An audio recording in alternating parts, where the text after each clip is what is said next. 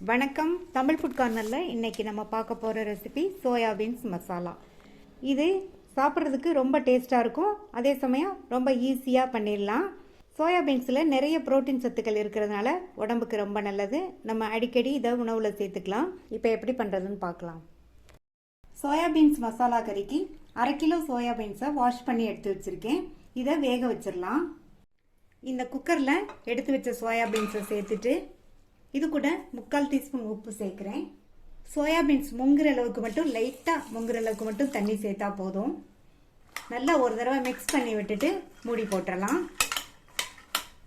Soya beans வேக வைக்கிறதுக்கு தண்ணி கம்மியாகவே சேர்த்துக்கங்க. லைட்டாக முங்குற அளவுக்கு சேர்த்தா போதும். ஏன்னா நம்ம வெந்ததுக்கு அப்புறமா தண்ணியை வடிக்க போகிறதில்ல. ஸ்டீம் வந்ததுக்கு அப்புறமா வெயிட் போட்டு மீடியம் ஃப்ளேமில் ஒரே ஒரு விசில் மட்டும் வேக வச்சுக்கலாம்.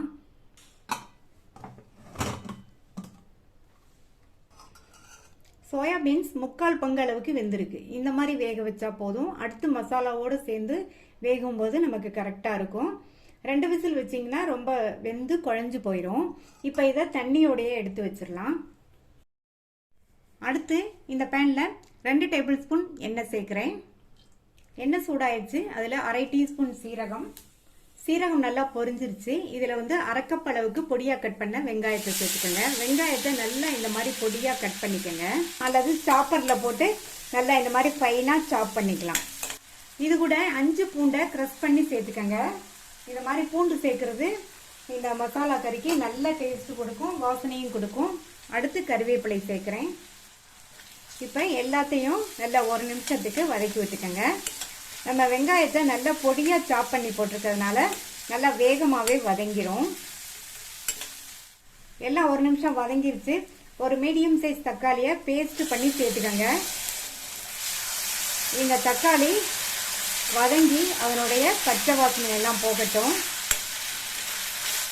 தக்காளியை நம்ம சின்ன சின்னதாக கட் பண்ணி போடுறத விட இந்த மாதிரி பேஸ்ட் பண்ணி போட்டோம்னா இதனுடைய கன்சிஸ்டன்சி நமக்கு நல்லா கிடைக்கும். இன்னொன்று வேகமாகவும் வதங்கிடும்.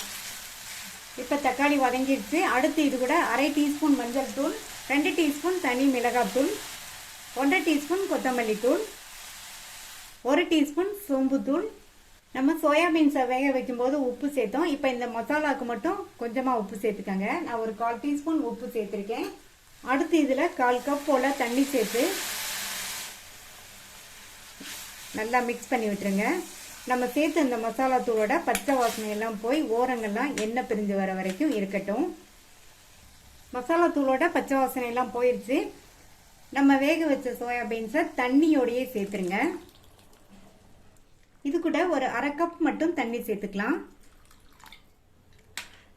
தண்ணி சேர்த்துட்டு நல்லா மிக்ஸ் பண்ணி விட்டுட்டு மூடி வச்சிருங்க. சோயா பீன்ஸ் நம்ம சேர்த்த மசாலாவோட ஒன்று சேர்ந்து கொதிச்சு சேர்த்த தண்ணி எல்லாம் வற்றி திக்காகி வரட்டும்.